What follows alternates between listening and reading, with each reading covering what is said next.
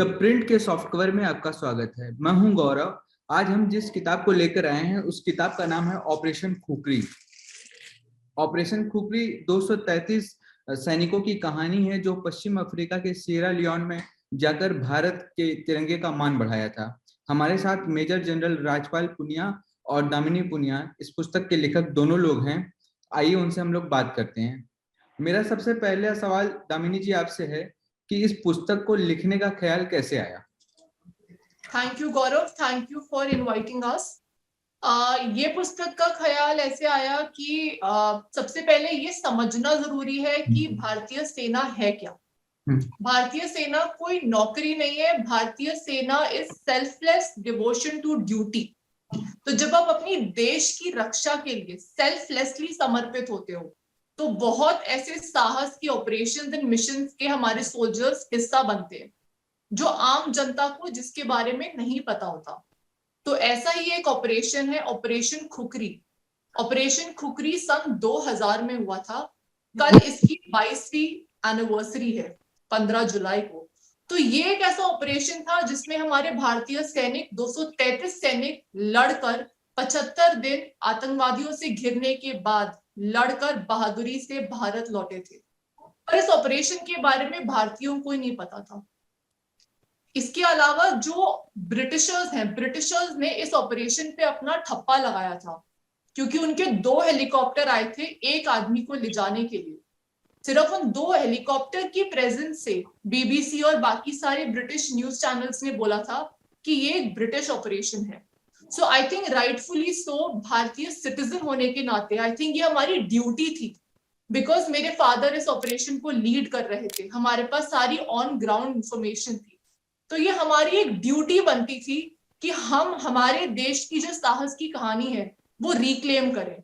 And I think that motivated us कि हम लोगों ने ये किताब लिखी। सर, मेरा आपसे सवाल है कि जब आप वहां पे 233 जवानों के साथ थे घेराबंदी में, तो खाने के लिए इस कहानी में जैसा कि मैंने पढ़ा कि खाने के लिए उन लोगों के पास कुछ नहीं था। तो उस वक्त आप लोग के जहन में क्या चल रहा था? जय हिंद गौरव। जैसा आपने ठीक बोला कि खाने के लिए हमारे पास बहुत लिमिटेड राशन था, जो कि कुछ दिनों तक हम उस राशन को खा करके जिंदा रह सकते थे। उसके बाद खाने के लिए कुछ नहीं था। लेकिन खाने से भी ज्यादा जरूरी देश का तिरंगा, जो कि एक फौजी सिपाही जब विदेश की ड्यूटी पर जाता है तो उसके सीने के ऊपर, उसकी छाती के ऊपर एक तिरंगा झंडा लगाया जाता है। तिरंगा झंडा एक सिपाही को सिर्फ 2 ही बार मिलता है।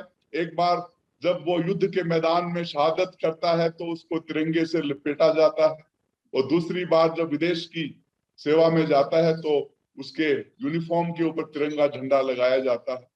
तो खाने से ज्यादा हमें हमारे तिरंगे की इज्जत, हमारे तिरंगे की लाज, वो हमारे दिमाग में सबसे ऊपर थी। और उसी मोटिवेशन, उसी देश की भावना के साथ हमने अपना जो वहां पे 75 दिन बिना खाना गुजारा है, और जरूरत पड़ने पर घास की रोटियां भी खाई हैं, लेकिन देश का नाम सर्वोपरि ऊपर रखा है। सर, मेरा अगला सवाल है कि ये जो रिवॉल्यूशनरी यूनाइटेड फ्रंट था, ये हमारे दर्शकों को बताइए कि ये क्या था और ये कैसे फंक्शन करता था, इसके काम करने का तौर तरीका क्या था? रिवॉल्यूशनरी यूनाइटेड फ्रंट फोडे सेंको, जो एक उनके मिलिट्री के अंदर एक कॉर्पोरल था, उसने शुरू किया था। क्योंकि सिरा लियोन में करप्शन इतना ज्यादा हो गया था और धीरे धीरे एक ये पैरेलल आर्मी बन गई थी, जिसके अंदर की रैंक स्ट्रक्चर से लेकर के ब्रिगेड, बटालियंस, कंपनी, यहाँ तक कि उनके देश की सीमा की सुरक्षा का पूरा जिम्मेदारी भी इसी रिवॉल्यूशनरी यूनाइटेड फ्रंट के ऊपर था। तो ये अपने आप में एक मिलिशिया आर्मी थी, जो कि न कि एक मिलिटेंट या एक जो आतंकवादी है उसकी तरीके से काम करते थे, पर एक प्रॉपर ऑर्गेनाइज्ड मिलिट्री की तरह काम करते थे। और मेरे हिसाब से इससे खतरनाक लड़ाकू और इससे खतरनाक आतंकवादी मैंने अपनी जिंदगी में नहीं देखे। दामिनी जी, अगला सवाल मेरा आपसे है कि जब मैं इस किताब को पढ़ रहा था तो उसका पहला चैप्टर था होई सोई जो राम रखी राखा। ये नाम कैसे आपके दिमाग में आया और इसके रखने की पीछे की वजह क्या थी? तो ये बहुत ही एक इंटरेस्टिंग नाम था जो हमने हमारे पहले चैप्टर के लिए सोचा, क्योंकि बहुत बार ऐसा होता है कि हम बहुत प्लानिंग करते हैं अपनी लाइफ में, पर जो डेस्टिनी में लिखा होता है, जो गॉड ने डिसाइड किया होता है, अल्टीमेटली वही होता है। तो ये इसलिए आया था बिकॉज पहले चैप्टर में हमने क्लियरली बताया हुआ है कि अब major general then major Poonia 3 साल कारगिल में पोस्टेड थे, तंगधार में पोस्टेड थे जब कारगिल युद्ध चल रहा था। तो 3 साल मेजर पूनिया जैसे बहुत सारे हमारे सैनिक होते हैं अपनी फैमिली से सेपरेटेड थे। तो फैमिली का जो सेपरेशन था, उसके बाद 3 साल के बाद जब उनकी पोस्टिंग आई थी एक छोटे से टाउन में, बबीना यूपी में उनकी पोस्टिंग आई थी, तो वो बड़े खुश थे कि अब मैं जाके ना अपनी फैमिली के साथ रहूंगा, अब मैं कम से कम 2 साल अपनी वाइफ अपने बच्चों को टाइम दूंगा और मैं एक अच्छी फैमिली लाइफ जीऊंगा। तो ये मेजर पूनिया की प्लानिंग थी कि बबीना पहुंच के मेरा घर होगा, बच्चे वाइफ सब सेट रहेगा। पर जिस दिन उन्होंने बबीना में ऑफिस ज्वाइन किया, पहले दिन उनका यूएन का लेटर आ गया कि आपको सेरा लियोन जाना है, जिसके लिए आप अभी दिल्ली रिपोर्ट करो और अपनी ट्रेनिंग स्टार्ट करो। तो एक सोल्जर की लाइफ ऐसी ही होती है, सोल्जर्स प्लान करते हैं, पर जो उनकी ड्यूटी में, डेस्टिनी में जो लिखा होता है, अल्टीमेटली वही होता है। तो this was the idea behind the title, कि उनने प्रपोज किया था अपने लिए कि मैं बबीना जाके अपनी लाइफ बहुत अच्छे से फैमिली के साथ कम से कम 2 साल जीऊं, फिर वापस फील्ड में जाना ही था पोस्टिंग। बट वो भी नहीं हो पाया बिकॉज डेस्टिनी में लिखा था कि मेजर पुनिया सेरा लियोन जाए, और ऑपरेशन खुखरी के बारे में हम सब बैठ के पढ़े।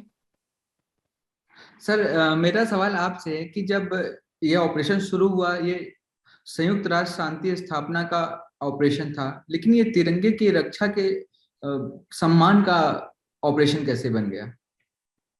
गौरव, ये ऑपरेशन शायद नहीं हुआ होता अगर वो आतंकवादी या मार्टिन, जो कि उनका ब्रिगेड कमांडर था, मेरी इस बात को समझ पाता कि एक सिपाही अपना हथियार समर्पित नहीं कर सकता है। हम वहां पे शांति सेना की ड्यूटी पर गए थे, हम वहां पर शांति कायम करने के लिए गए थे, शायद लड़ने नहीं गए थे। जब ये सिचुएशन होती है कि उन्होंने हमको घेर लिया, तब मैंने उसको समझाने का कोशिश किया था। मैंने उसको समझाया था कि एक सिपाही अपने हथियार, अपने वेपन की पूजा करता है। हमारे लिए वो भगवान है, हमारे लिए हमारी वर्दी हमारा धर्म होता है और हमारा हथियार हमारे लिए भगवान होता है। वो शायद इसको समझ नहीं पाया। अगर वो उस चीज को समझ लेते तो शायद ऑपरेशन खुखरी नहीं होता, क्योंकि हम हमारे हथियार के साथ वहां से वापस अपने देश को आने के लिए तैयार थे। पर उनकी एक ही शर्त थी कि आप हथियार डालेंगे, आप हमारे कदमों में हथियार डालेंगे, जो कि एक सिपाही को कबूल नहीं था। तो किस तरीके से एक शांति सेना का मिशन एक देश की इज्जत, एक सिपाही की इज्जत में कन्वर्ट होता है, वो इस बुक में हमने लिखा है। सर, इस किताब में कर्नल मार्टिन, जिसका जिक्र आप कर रहे हैं, इनका बहुत बार जिक्र हुआ है। हमारे दर्शकों को बताइए कि कर्नल मार्टिन कौन थे? उनकी जो आर्मी खड़ी हुई थी रिवोल्यूशनरी यूनाइटेड फ्रंट की, उसको लाइबेरिया का बहुत सपोर्ट था। लाइबेरिया एक पड़ोसी देश है सिरालियोन का, और लाइबेरिया में उस टाइम पे चार्ल्स टेलर लाइबेरिया का प्रेसिडेंट था, जो पहले आतंकवादी हुआ करता था, और वो उस देश का एक दिन प्रेसिडेंट बन जाता है। और उसके बाद जो ये RUF ऑर्गेनाइजेशन है, इसको लाइबेरिया की मदद हो रही थी पड़ोसी देश से। और मार्टिन जो था एक लाइबेरिया का नागरिक था, एक लाइबेरिया का जो आतंकवादी, जो कि धीरे धीरे RUF में एक सिपाही के काडर में भर्ती होकर के एक ब्रिगेड कमांडर तक पहुंच जाता है। मेरा और मार्टिन का एक रिलेशनशिप आपस में इंसानियत के नाते, क्योंकि कम से कम 15-16 बार हमारी फ्लैग मीटिंग होती है 75 दिनों के बीच में, तो एक दोस्ती और एक इंसानियत के नाते हमारे बीच में एक रिलेशनशिप पैदा हो जाती है। क्योंकि मार्टिन अपनी ड्यूटी कर रहा है, मैं अपनी ड्यूटी कर रहा हूं, लेकिन आफ्टर ऑल हम हैं तो इंसान। तो वो जो एक आपस में रिश्ता बनता है, उस रिश्ते के बावजूद भी आखिरी में हम एक दूसरे से लड़ाई करते हैं, और युद्ध के मैदान में मार्टिन की सेना को मैं हरा करके वापस आता हूं। तो मार्टिन के बारे में मैंने काफी लिखा है, और मैंने ये भी लिखा है कि एक सिपाही अपना ड्यूटी, अपना धर्म के आगे बाकी कोई भी रिलेशन या बाकी कोई भी बॉन्डिंग, आपस में जो दोस्ती का रिश्ता है, उसको ज्यादा अहमियत नहीं देता है। पर मार्टिन को मैं आज भी याद रखता हूं, क्योंकि मार्टिन और मेरे बीच में आपसी संबंध की वजह से ही शायद 75 दिन तक वहां पर हम लोग वहां पे सरवाइव कर सके। और हमारा बीच में एक दो जो समस्या हुई थी, एक सिपाही बीमार हो गया था, उसको वहां से निकालना था, उस सब में मार्टिन ने हमारा मदद किया। तो सर ये सर मैं एक सवाल पूछना चाहूंगा, बीच में ही रोक रहा हूँ आपको, कि उन 75 दिनों में जो 3 महीने में आप लोग टोटल वहां पे ऑपरेशन चला, तो उसमें कुछ दिन तक आप शायद 10 दिन तक कैद में रहे, तो उस वक्त कैसा महसूस हो रहा था आपको, क्या फील कर रहे थे आप?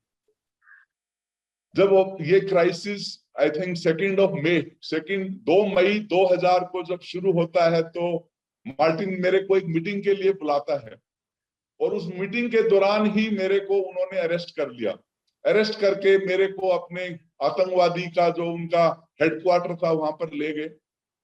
10 दिन तक मेरे को एक बंदी की तरह रखा गया। मैं जमीन पर सोता था तो 2 सिपाही मेरे ऊपर बंदूक लेकर के खड़े होते थे। वो 10 दिन में मेरे को इस तरीके की फीलिंग आई कि शायद मैं अपना ड्यूटी ठीक से नहीं कर पाया, और मेरे लिए एक सिपाही के नाते इससे इससे बोलते हैं कि खराब, इससे वर्स्ट कुछ हो नहीं सकता था। मेरे अंदर ये भावना आ गई थी कि शायद अब इससे और खराब नहीं हो सकता है, यहाँ से जो भी होगा सुधार होगा, क्योंकि गिलास पूरी तरीके से खाली हो चुका था। और अभी आई बाउंस बैक, और वो बाउंस बैक इस तरीके से होता है कि मैं मार्टिन से मीटिंग करके उसको इस चीज पे राजी करता हूं कि मैं अपनी कंपनी के जा करके एक बार मिल करके आऊं, और वो सब किताब में लिखा है। लेकिन उन 10 दिनों में शायद एक सिपाही अंदर से हर दिन, हर मिनट अंदर से मरता था कि मैं अपनी ड्यूटी, अपना फर्ज पूरा नहीं कर पाया। सर जो सिएरा लियोन का कैलाहुन वाला इलाका था, उसकी पूरी जिम्मेदारी आप लोगों की थी, तो उसको भारतीय सेना ने किस तरीके से अंजाम दिया, हमारे दर्शकों को ये बताइए। जब शांति सेना वहां पे जाती है तो पूरे सिएरा लियोन में डिप्लॉयमेंट होता है, और डिप्लॉयमेंट जब होता है तो एक कंपनी पोस्ट के तौर पे डिप्लॉयमेंट होता है। कैलेहोन उनका आरयूएफ का हेडक्वार्टर था, और लाइबेरिया के बिल्कुल नजदीक है कैलेहोन। तो किसी भी और देश की सेना वहां जाने के लिए तैयार नहीं थी। और आखिरी में हमारे को, जो हिंदुस्तान की सेना है, आप जानते हैं कि हमें हर हुक्म, हर ऑर्डर को तामील करने की ट्रेनिंग शुरू से दी जाती है। जब हमें टास्क मिलता है तो हम कैलेहोन जाते हैं, और कैलेहोन में करीब 3-4 महीने शांति सेना के लिए काम करते हैं। किस तरीके से हमने वहां पे जो गरीब लोग थे उनकी मदद की, मेडिकल कैंप लगाए, उनको ट्रीटमेंट किया, और इस मदद की वजह से ही जब फाइनली जब ये समस्या शुरू होती है तो वहां का आम नागरिक हमारी मदद के लिए आगे आता है। तो कैलेहोन पूरा डिस्ट्रिक्ट हमें, हमारी जिम्मेवारी में था। हम पेट्रोलिंग करते थे, हमारी पेट्रोलिंग हर दिन अलग अलग दिशाओं में जाती थी, और हम इस कोशिश में थे कि आरयूएफ अपने हथियार डालें और उस देश में परमानेंट पीस या उसके अंदर शांति कायम की जाए। सर मेरा आपसे आखिरी सवाल है कि एक बुक में तस्वीर है, आप फोन पे बात कर रहे हैं, और वो लुंगी अंतर्राष्ट्रीय एयरपोर्ट की है, आप अपने घर पे बात कर रहे थे। तो सर उस वक्त तक काफी दिन तक आप लोग वहां पे गुजार चुके थे, तो आप लोगों को क्या फील हो रहा था, और घर का क्या माहौल था? गौरव, कम से कम 75 दिन शायद मेरी फैमिली और मेरे बीच में कोई बातचीत नहीं थी, न कोई चिट्ठी थी। और हिंदुस्तान में ये अफवाहें उस समय चल रही थी कि शायद जो आतंकवादियों ने पकड़ लिया है और वापस अपने देश में नहीं आएंगे। लेकिन मेरी मिसिज, जो कि बबीना में उस समय थी, उसको भरोसा था अपने हस्बैंड के ऊपर कि एक दिन मेरा हस्बैंड वापस आएगा, इज्जत के साथ वापस आएगा। तो जब वो फोन लुंगी आने के बाद मैं पहली बार अपनी वाइफ से बात करता हूं, तो बहुत ज्यादा एक इमोशंस आप कह सकते हैं कि उस समय ये लग रहा था कि शायद मैं अभी अपनी वाइफ के सामने ही खड़ा हूं जब बात कर रहा हूं, और मैं ये कोशिश कर रहा था बताने की कि किस तरीके से 75 दिन हमने निकाले हैं। और मेरी वाइफ ने मेरे को ये बोला था कि I am proud of you.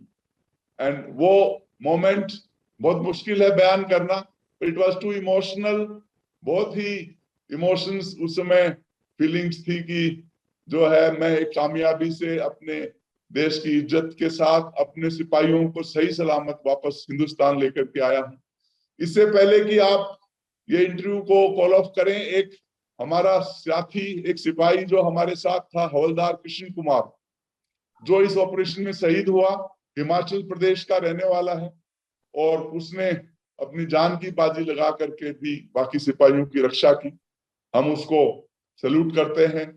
उस सिपाही को मरणोपरांत सेना मेडल से सम्मानित किया गया, और हवलदार कृष्ण कुमार के फैमिली और बच्चे के साथ आज भी हमारे टर्म्स और रिलेशंस हैं। दामिनी जी, मेरा आपसे आखिरी सवाल है कि आप अब तो ऑथर बन गई हैं। इस पुस्तक को लेकर मैं कई जगह सोशल मीडिया पे देख रहा था और नेट पर गूगल पे भी सर्च करने के बाद ये मिला कि कोई फिल्म बन रही है। क्या ऐसा कुछ अफवाह है?